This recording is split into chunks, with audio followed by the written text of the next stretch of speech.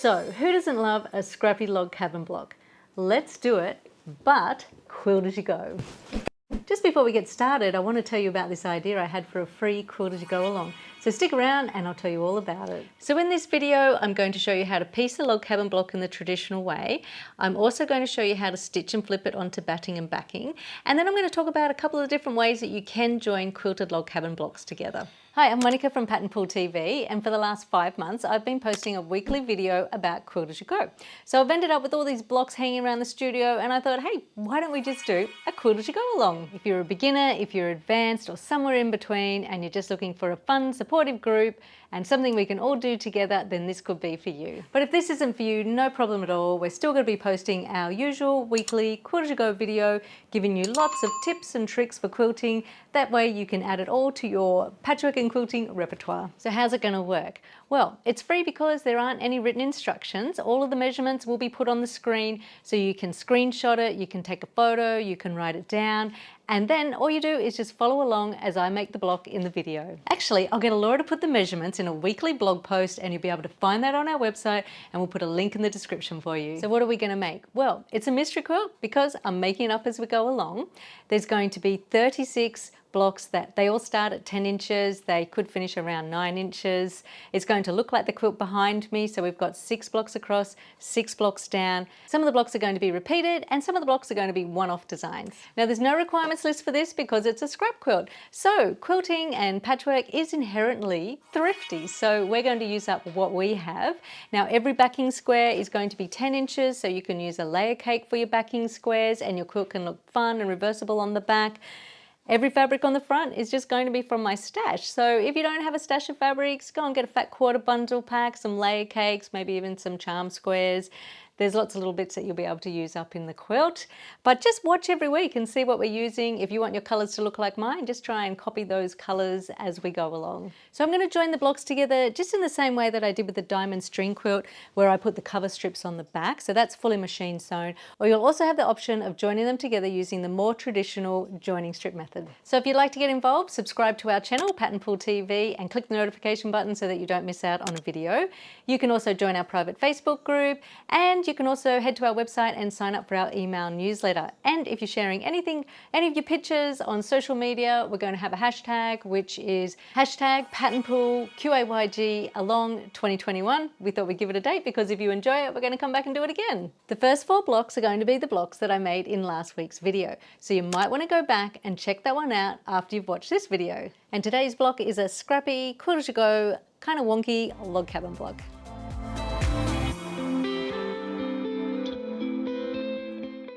So a log cabin block is basically a square with strips sewn around the outside edge.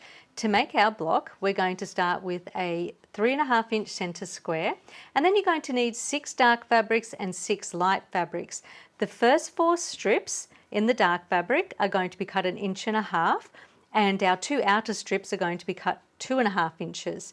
Same thing on the light side, we're going to have 4 strips that are cut 1.5 inches wide, and then we're going to cut 2 strips on the outside edge, which are going to be 2.5 inches wide. You'll need a 10-inch backing square, and you'll also need a 9-inch square of batting. Now, if you do want to make your quilt using the joining strip method, just cut your batting the same size as your backing square. But my backing and batting, there's a 1/2 inch gap around the edge, and that's because I'm going to join it together using my easy cover strip method.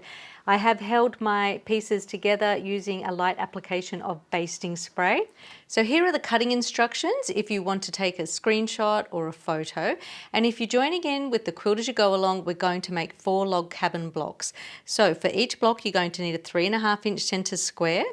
And these are our strips down here. We've got our 6 light, 6 dark. They're the sizes. That's the length that you need just to make one block. I have added an extra 1/2 inch onto each piece to allow for trimming. And if you're making the 4 blocks, that's the measurement that you're going to need there, or the length that you're going to need. And you'll need a backing square for each one, which is 10 inches, and a batting square, which is 9 inches for each block.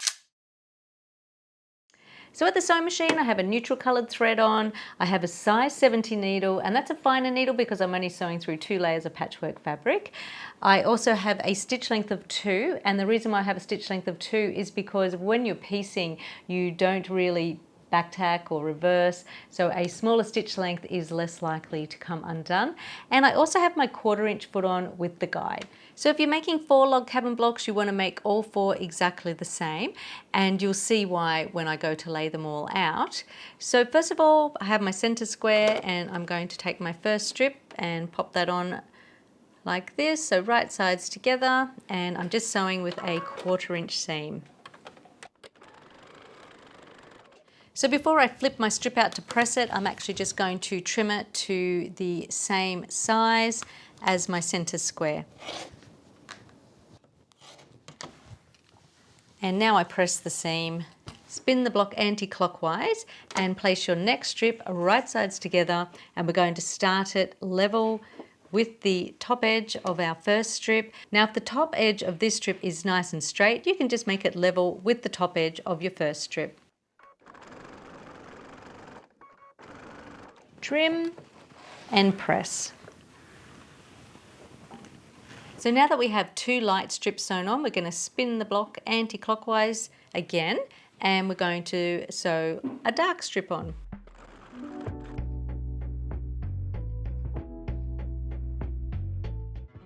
Once again, spin your block anti-clockwise and sew on another dark strip.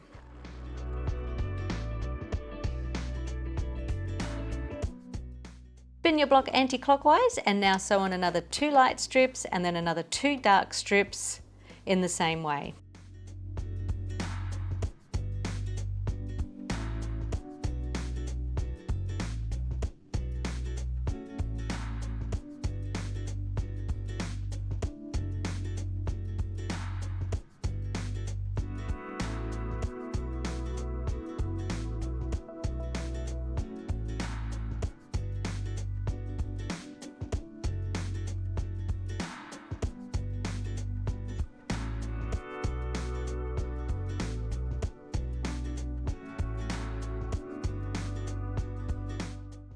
Now in the same way, sew 2 of your light wider strips on and then 2 of the dark wider strips on.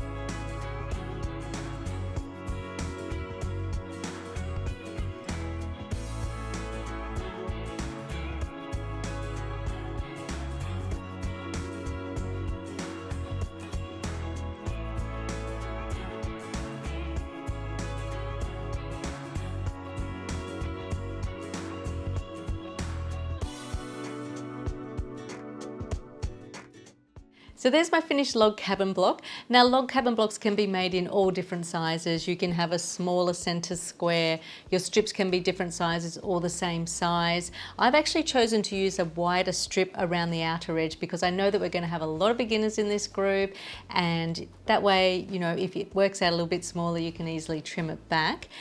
Now, if you did want to make a quilt as you go log cabin quilt with all log cabin blocks and you didn't want to have any joining strips, you could easily quilt these blocks, so put them together with your batting and backing, quilt them any way you like. They're normally just stitched in the ditch, or you might want to echo quilt each seam. And all you have to do is make sure that you leave the outer edges free of any quilting, and then you'll be able to join them together using the traditional technique. So you can check that method out. I'll put the link in the description so you can see that video. Okay, so now let's do it again, but this time quilt as you go. It's going to be a wonky log cabin block, and I'm going to do this once again. I mentioned we're going to have a lot of beginners joining the quilt as you go along, and so I thought by making it wonky, you don't have to stress too much about making sure it's all perfectly straight. And also, I love the look of a wonky log cabin. Okay, so I have my batting and backing square. I have my batting held together with my backing square using a little bit of basting spray. If you don't want to use basting spray, you don't have to. I do find that it holds everything together quite nicely. Now what I'm going to do, just so I can position my center square in a central location, I'm just going to mark a line which is 3 1/4 inches away from the edge. Just kind of marking in the central position like that.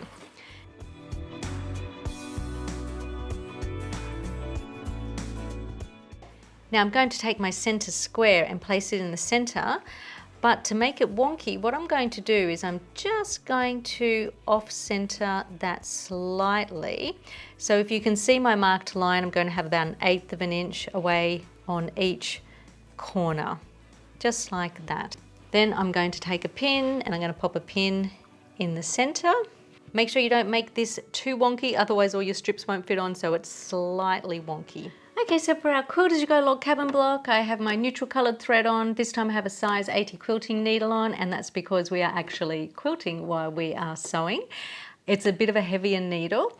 I have a stitch length of 3 on, so once again we're stitching through thicker fabric, so my stitch length is longer. And I'm also using my standard foot this time. So first of all, try using your standard foot and seeing if you can move your needle position over so that the distance from the edge of your foot to the needle is that scant 1/4 inch seam allowance.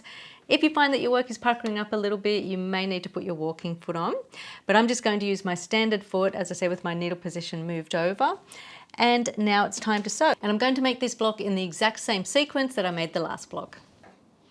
So place your first strip right sides together with your center. It's a light strip to begin with. And just as I mentioned in last week's video, always make sure that you start and finish your stitching 1/4 inch away from your underneath shape. And this is going to stop the stitches from crossing over on the back of the block. I like to make a little dot there. I just do that by eye. I also have my machine set up with an automatic tie off, so that's going to happen at the beginning and at the end. But if you don't have that function on your machine, just do a nice little reverse stitch at the beginning and at the end of each row of stitching.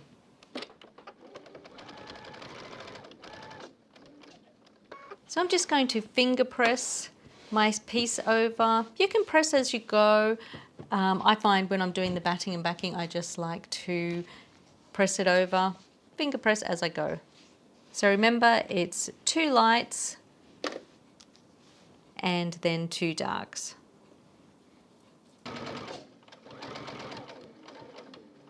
So trim the underneath piece and then flip your strip over to the right side.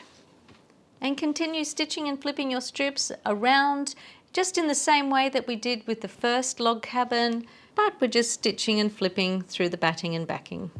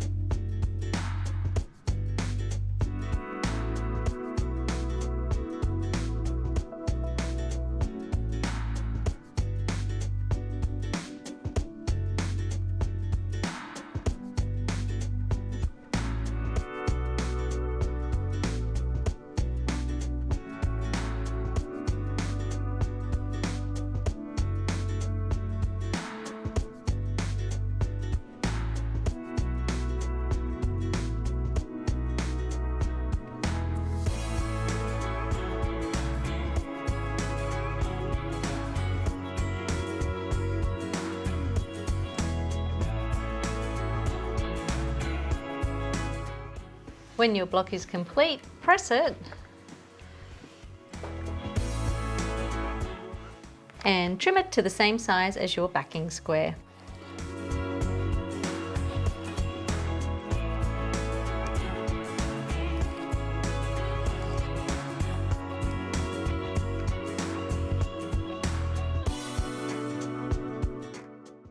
Now, even though they're in the same combination, you'll see that you can lay all of your blocks out so that they have all the darks in the center.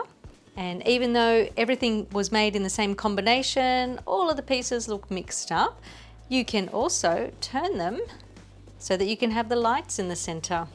Our quilt's a mystery quilt. I don't even know which way I'm going to have our blocks yet.